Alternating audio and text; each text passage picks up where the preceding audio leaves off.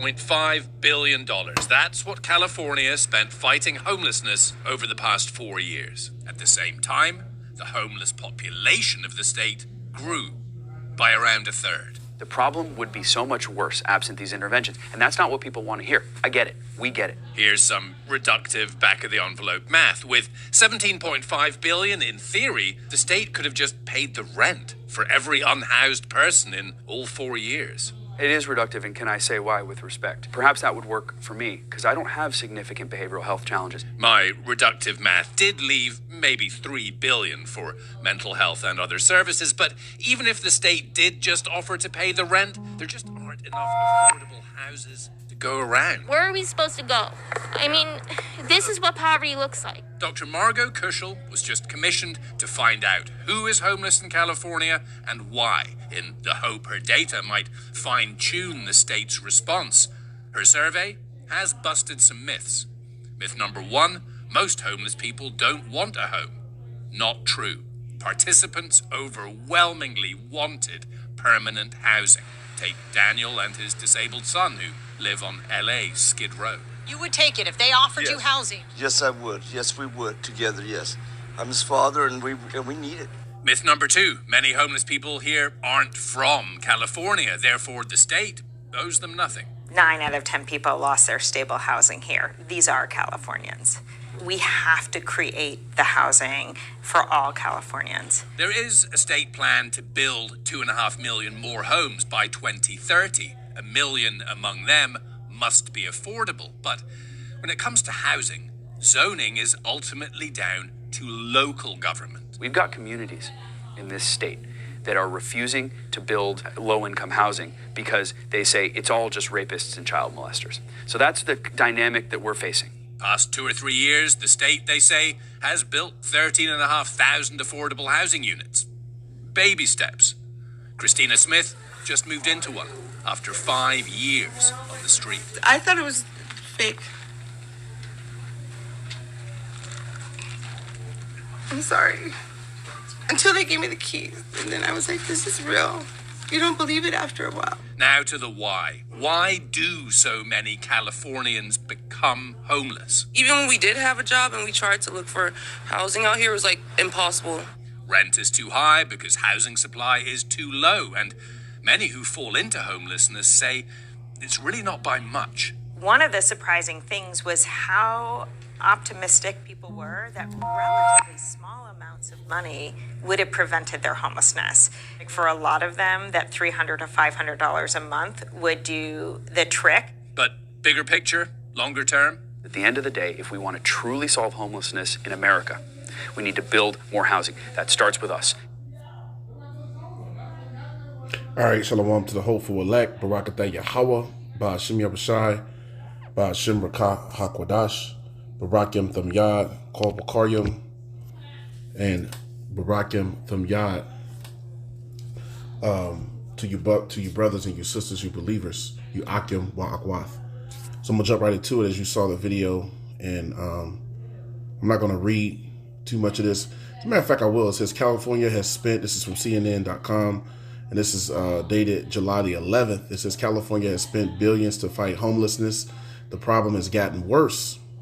California has spent a stunning $17.5 billion trying to combat homelessness. And the truth is, they don't really care. The man of sin, Esau Edom, doesn't really care about fighting, or combating homelessness, right?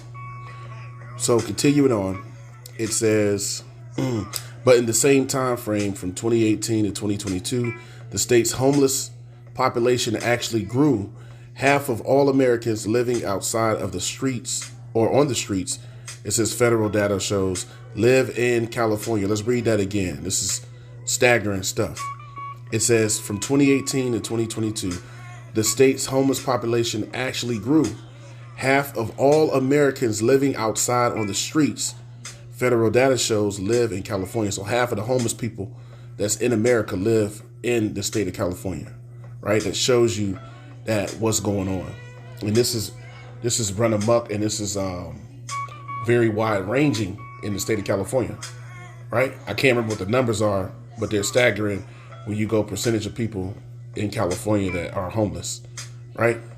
So half that's in all the country is in California. So that shows you, you know, how big of an issue this is, right? And if Esau wanted to solve this problem, right? If there was a study done saying if all the billionaires on the earth just gave up $26 million or so, they could solve basically hunger and homelessness, and so on and so forth. So if this was really, you know, if they really wanted to solve this issue, it could be solved overnight. But clearly they don't. Across the country, homelessness is on the rise. So across America, and we have it here in Charlotte, we have tent cities here. I was just recently in New Orleans, and I saw that down in New Orleans, right? There's over near where the Pelicans play, there's a bridge, and there's nothing but just tent cities, hundreds and hundreds and hundreds of people, you know, that live there that's homeless. And it's a lot of Edomites. And we know that's pertaining to Deuteronomy 30:7, that, you know, all these curses will come back on our enemies. So Esau, Edom, the man of sin, you know, he's now, the curses are coming back on him. So you're seeing him even more oppressed, as much as Jake more and more, right? Even though the curses are on our people. Now it says, across the country, homelessness is on the rise, but California is adding more homeless people every year. It says, than any other state. More than 170,000 unhoused people now live here. 170,000 unhoused people live in California. That's mind-blowing. The problem will be so much worse, it says, absent these interventions. Jason Elliott, senior advisor on homelessness to Governor Gavin Newsom, told CNN, and that's not what people want to hear. I get it. We get it. But with $17.5 billion, the state could theoretically have just paid the rent for every unhoused person in California. It says for those 4 years, even at the state's high home costs. So truly, they don't want to solve the issue. They don't truly care. And they really don't care about you Israelites, right, who are the poor of the earth. But it shows you the spirit of Esau. You got a lot of his people that's suffering, you know, in California and around the country as well, right? And they're not trying to solve the problem. They don't care about the homeless. They don't care about the needy and the poor. And they don't care about you Israelites, right, who are the poor of the earth as well, first and foremost. Now, I don't want to go into all this because we already pulled this up, but I'll leave this visual up right here, right? This kind of sums it all up. Let's get a few precepts. And now this video ain't gonna be long. You know, I just wanted to touch on the fact that what we see going on, you know, is a shame. This is a shame, you know, of a nation for this nation being the richest nation on the planet, right? To have, you know, this level of you know, degradation and destruction amongst its people, to be destroyed in this manner, for people to be oppressed like this, right? But that shows you once again the spirit of Esau and the spirit of Babylon that's been prophesied. Proverbs 29:2, let's go there. Proverbs 29:2, when the righteous are in authority, which clearly, you know, the righteous, which is starting with the elect of the nation of Israel, right? Or let's just say the nation of Israel as a whole, being the righteous people, the upright ones, Yashawan in the Hebrew, right? When the righteous are in authority, if we were ruling, it says the people rejoiced, in the earth and the people on the earth, all the nations will be in order and they will be rejoicing, right? It says, but when the wicked beareth rule, the people mourn. Job 9:24 tells us the earth is given into the hand of the wicked. So that's why the people are mourning. Another one that comes to mind, Isaiah 14, and around Isaiah 14:4, thou shalt take up this proverb against the king of Babylon and say, how hath the oppressor ceased, the golden city ceased? Meaning, how has America ceased from being the power of the earth, right? How have they ceased, you know, from being, you know, the superpower of the earth? They were the one at one time, the lone superpower, right? But not anymore. Jeremiah 50, precept that comes to mind, Jeremiah 50:23. It says, how is the hammer of the whole earth cut asunder and broken? How is Babylon, speaking of America, become a desolation among the nations? So now when we go back here to Isaiah 14 in verse 4, Thou shalt take up this proverb against the king of Babylon and say, how hath the oppressor ceased? The golden city ceased. Verse 5. The Lord Yahweh hath broken the staff of the wicked and the scepter of the rulers. Verse 6. He who smote the people in wrath with a continual stroke, he that ruled the nations in anger, is persecuted and none hindereth. Right? So now this is Esau once again losing his power, and it goes on to speak further about that as you continue on. So now what we're seeing is that the earth is mourning. That the earth is mourning. This is the book of Micah, another one that comes to mind.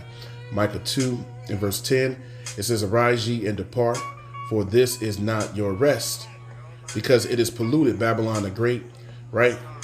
This place is polluted, and the world for that matter, because it's under Esau's rule. Once again, Job 9 and 24. It shall destroy you even with a sword destruction. So those that are joined unto this place, right, they're going to be destroyed, it says, with a sword destruction. Let's show that further. This is Isaiah 13, and let's add on to that. Isaiah 13,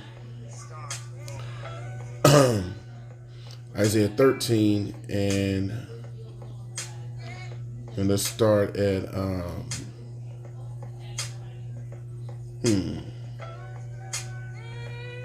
Salakia. Well, it is one in here. Isaiah 13 and 15. Everyone that is found shall be thrust through, and everyone that is joined unto them, unto who? Babylon, this system. Ultimately, those is going to take the chip, the mark of the beast, right? The RFID chip. Ultimately, those are the ones that are going to be joined unto this place completely. So you got our people that's joined unto them now, and that's following Babylon down the drain. Everyone that is found, Isaiah 13 and 15, shall be thrust through, and everyone that is joined unto them shall fall by the sword, meaning ultimately these are the ones that are going to be destroyed, right? When you read this chapter, by the nuclear destruction,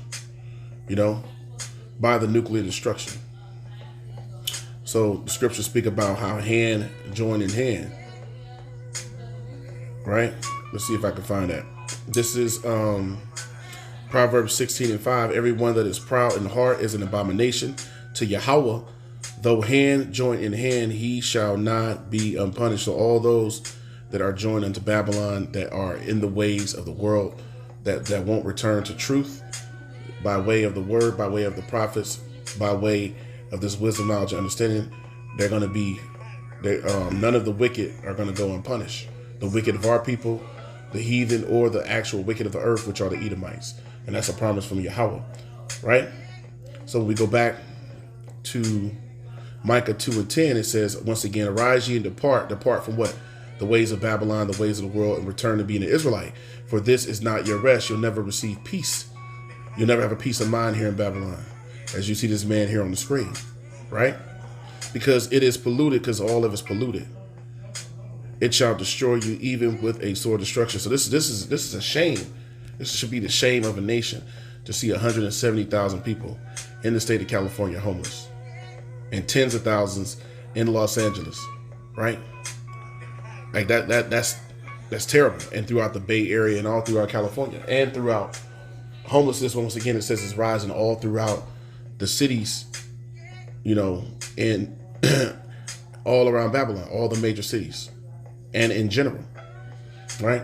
But this is no shame to them because they truly don't care, right? The ruling elite, they don't care. These banks, these governors, these senators, the people all in the legislature, on the lower levels up to the state and federal, they don't care, right? They don't care. This is the book of Isaiah 29 and verse 16. And it reads, surely your turning of things upside down shall be esteemed as the potter's clay. For shall the work say of him that made it, he made me not?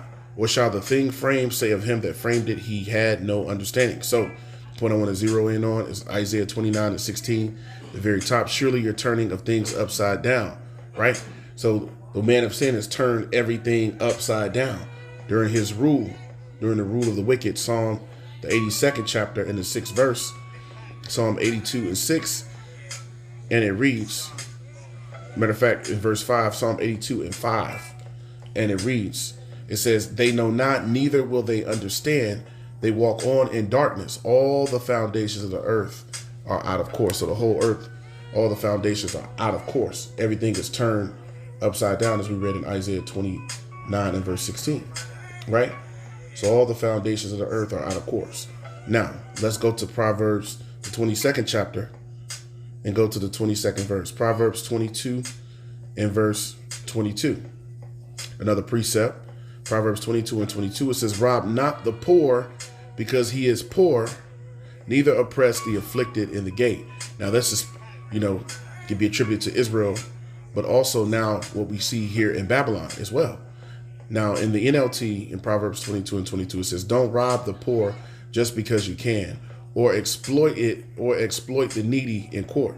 So the poor has been what? The poor has been oppressed.